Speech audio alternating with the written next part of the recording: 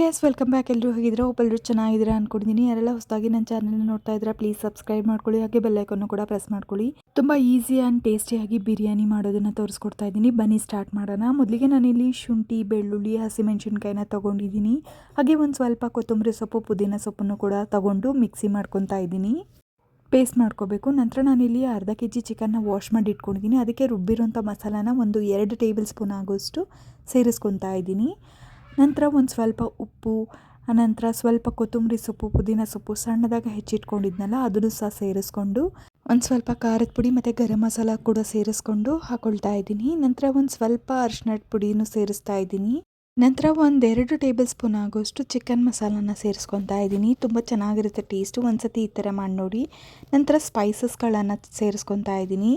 ಚಕ್ಕೆ, ಲವಂಗ, ಏಲಕ್ಕಿ, ಮರಾಠಿ ಮೊಗ್ಗು, ಕಲ್ಲು ಹೂವು ಮತ್ತು ಜಾಪತ್ರೆ ಇದನ್ನೆಲ್ಲ ಸೇರಿಸ್ಕೊತಾ ಇದ್ದೀನಿ. 1-2 ಟೇಬಲ್ ಸ್ಪೂನ್ ಆಗೋಷ್ಟು ಮೊಸರನ್ನ ಸೇರಿಸ್ಕೊತಾ ಇದ್ದೀನಿ. ತುಂಬ ಚೆನ್ನಾಗಿರುತ್ತೆ. ಚಿಕನ್ ತಿನ್ನಬೇಕಾದ್ರೆ ಸಾಫ್ಟಾಗಿ ಜ್ಯೂಸಿಯಾಗಿರುತ್ತೆ. ನಂತರ ನಾನು 2 ದೊಡ್ಡ ಈರುಳ್ಳಿನ ಸ್ಲೈಸಸ್ ಆಗಿ ಕಟ್ ಮಾಡಿಕೊಂಡು ಆಯಿಲಲ್ಲಿ ಬ್ರೌನ್ ಕಲರ್ ಆಗಿ ಮಾಡಿಕೊಂಡು ಅದನ್ನು ಸಹ ಚಿಕನ್ಗೆ ಸೇರಿಸ್ಕೊತಾ ಇದ್ದೀನಿ.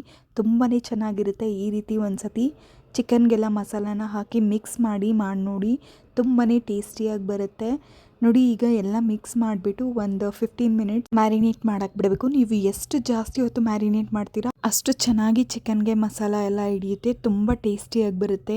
ನೆಕ್ಸ್ಟ್ ರೈಸ್ ಪ್ರಿಪ್ರೇಷನ್ಸ್ ನೋಡ್ಕೊಳ್ಳೋಣ. ಮೊದಲಿಗೆ ಒಂದು 4 ಲೋಟದಷ್ಟು ನೀರನ್ನು ಸೇರಿಸ್ಕೊಳ್ಬೇಕು. ನಂತರ ಒಂದು ಅರ್ಧ ಟೇಬಲ್ ಸ್ಪೂನ್ ಆಗೋಷ್ಟು ತುಪ್ಪನ ಸೇರಿಸ್ಕೊಂಡು ಅದು ನೀಟಾಗಿ ಕರ್ಗೋವರೆಗೂ ನೋಡ್ಕೋಬೇಕು. ಆನಂತರ ಒಂದು 2 ಹಸಿಮೆಣಸಿನ್ಕಾಯಿನ ಹಾಗೆ ಹಾಕೋಬೇಕು. ಸ್ಲಿಟ್ ಮಾಡಿಬಿಡಿ, ಹಾಗೆ ಹಾಕೊಳ್ಳಿ. ನೆಕ್ಸ್ಟ್ ಸ್ಪೈಸಸ್ಗಳನ್ನ ಆ್ಯಡ್ ಮಾಡ್ಕೋಬೇಕು. ಚಕ್ಕೆ, ಲವಂಗ, ಏಲಕ್ಕಿ, ಮರಾಠಿ ಮೊಗ್ಗು ಮತ್ತು ಜಾಪತ್ರೆ ಇವನ್ನೆಲ್ಲ ಸೇರಿಸ್ಕೊಂಡು, ನಂತರ ಲೆಮನ್ ಸಿಪ್ಪೆ ಇರುತ್ತಲ್ಲ ಅದನ್ನು ಕೂಡ ಸೇರಿಸ್ಕೊಂಡು ಬಾಯ್ಲ್ ಮಾಡ್ಕೊತಾ ಇದ್ದೀನಿ. ಉಪ್ಪನ್ನ ಸ್ವಲ್ಪ ಜಾಸ್ತಿನೇ ಹಾಕೋಬೇಕು, ಯಾಕಂದರೆ ನಾವು ಮತ್ತೆ ಅಕ್ಕಿನ ತೆಗೆದುಬಿಡ್ತೀವಲ್ವ, ಅದರಿಂದ. ಈಗ ನಾನು ಒಂದು 2 ಲೋಟದಷ್ಟು ಅಕ್ಕಿನ ಸೇರಿಸ್ಕೊತಾ ಇದ್ದೀನಿ.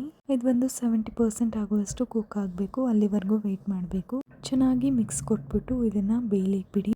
ನೋಡಿ, ಇದು ಈಗ 70% ಕುಕ್ ಆಗಿದೆ. ಇದನ್ನು ನಾನು ಸ್ಟ್ರೈನ್ ಮಾಡಿಕೊಂಡು ಎತ್ತಿಟ್ಕೊತಾ ಇದ್ದೀನಿ. ನೆಕ್ಸ್ಟು ಒಂದು ಕುಕ್ಕರ್ ಇಟ್ಕೊಂಡು ಅದಕ್ಕೆ ಸ್ವಲ್ಪ ಎಣ್ಣೆನ ಸೇರಿಸ್ಕೋಬೇಕು. ಹಾಗೆ ಬೇಕಿದ್ದಲ್ಲಿ ತುಪ್ಪ ಕೂಡ ಸೇರಿಸ್ಕೋಬೋದು. ನಾನಿಲ್ಲಿ ಎಣ್ಣೆ ಸೇರಿಸ್ಕೊತಾ ಇದ್ದೀನಿ. ಚಿಕನ್ ನಾವೇನು ಮ್ಯಾರಿನೇಟ್ ಮಾಡಿ ಇಟ್ಕೊಂಡಿದ್ವಲ್ಲ ಅದನ್ನೆಲ್ಲ ಕುಕ್ಕರ್ಗೆ ಸೇರಿಸ್ಕೋಬೇಕು. ಸೇರಿಸ್ಕೊಂಡು ಒಂದು ವಿಷಿಲ್ ತಗೊಳ್ಳಂಗಿದ್ರೆ ತಗೊಳ್ಳಿ, ಇಲ್ಲಾಂತಂದರೆ ಹಾಗೆ ಬೇಯಿಸ್ಕೊಳ್ಳಿ. ಒಂದು ಟೊಮೆಟೊ ಕೂಡ ಸೇರಿಸ್ಕೊತಾ ಇದ್ದೀನಿ. ಇಲ್ಲಿ ನಾವೇನು ನೀರೆಲ್ಲ ಬಸ್ದು ಇಟ್ಕೊಂಡಿದ್ವಲ್ಲ ಅದನ್ನು ಒಂದೊಂದೇ ಲೇಯರ್ ಆಗಿ ಹಾಕಬೇಕಾಗುತ್ತೆ. ನಾನು ಆಲ್ರೆಡಿ ಚಿಕನ್ ಕುಕ್ ಆಗಿರೋದ್ರಲ್ಲಿ ಸ್ವಲ್ಪ ಚಿಕನ್ನ ಎತ್ತಿಟ್ಕೊಂಡಿದ್ದೀನಿ. ನೋಡಿ ಎಷ್ಟು ಚೆನ್ನಾಗಿ ಆಗಿದೆ. ಈಗ ನಾವು ರೈಸ್ನ ಒಂದು 70% ಕುಕ್ ಮಾಡಿ ಇಟ್ಕೊಂಡಿದ್ವಲ್ಲ ಅದನ್ನು ಈಗ ಒಂದೊಂದೇ ಲೇಯರ್ ಆಗಿ ಸೇರಿಸ್ಕೊಬೇಕು. ಫಸ್ಟ್ ಒಂದು ಲೇಯರ್ ರೈಸ್ನ ಹಾಕ್ಕೊತಾ ಇದ್ದೀನಿ. ನೆಕ್ಸ್ಟು ನಾವು ಫ್ರೈ ಮಾಡಿ ಇಟ್ಕೊಂಡಿದ್ವಲ್ಲ ಆನಿಯನ್ನ ಅದನ್ನು ಕೂಡ ಸೇರಿಸ್ಕೊಂಡು, ನಂತರ ಕೊತ್ತಂಬರಿ ಸೊಪ್ಪು, ಪುದೀನ ಸೊಪ್ಪನ್ನು ಸೇರಿಸ್ಕೊಂಡು 1 ಟೇಬಲ್ ಸ್ಪೂನ್ ತುಪ್ಪನ ಹಾಕಬೇಕು. ನೆಕ್ಸ್ಟು ನಾವು ಆಗಲೇ ಎತ್ತಿಟ್ಕೊಂಡಿದ್ವಲ್ಲ ಚಿಕನ್ ಗ್ರೇವಿನ ಅದನ್ನು ಕೂಡ ಸೆಕೆಂಡ್ ಲೇಯರ್ ಆಗಿ ಚಿಕನ್ನ ಹಾಕ್ಕೊಂಡು ಅದ್ರ ಮೇಲೆ ರೈಸ್ ಮತ್ತು ಆನಿಯನ್, ಕೊತ್ತಂಬರಿ, ಪುದೀನ, ತುಪ್ಪ ಇದೇ ರೀತಿ 3 ಬ್ಯಾಚಸ್ ಆಗಿ ಮಾಡಿಬಿಟ್ಟು ದಮ್ ಕೊಟ್ಟರೆ ಪರ್ಫೆಕ್ಟ್ ಆಗಿರುವಂಥ, ತುಂಬಾ ಟೇಸ್ಟಿಯಾಗಿರುವಂಥ, ತುಂಬಾ ಸ್ಪೈಸಿ ಆಗಿರುವಂಥ ಚಿಕನ್ ದಮ್ ಬಿರಿಯಾನಿ ರೆಡಿ ಆಗಿಬಿಡುತ್ತೆ. ಒಂದ್ಸತಿ ನೀವು ಟ್ರೈ ಮಾಡಿ ನೋಡಿ, ಹೇಗೆ ಬಂತು ಅಂತ ನನಗೆ ತಿಳಿಸಿ.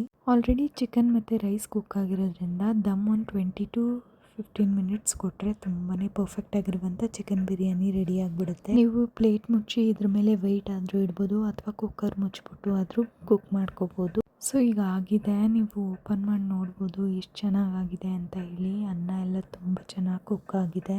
ನೀವು ಮನೇಲಿ ಟ್ರೈ ಮಾಡಿ ನೋಡಿ, ತುಂಬ ಚೆನ್ನಾಗಿರುತ್ತೆ. Thank you for watching.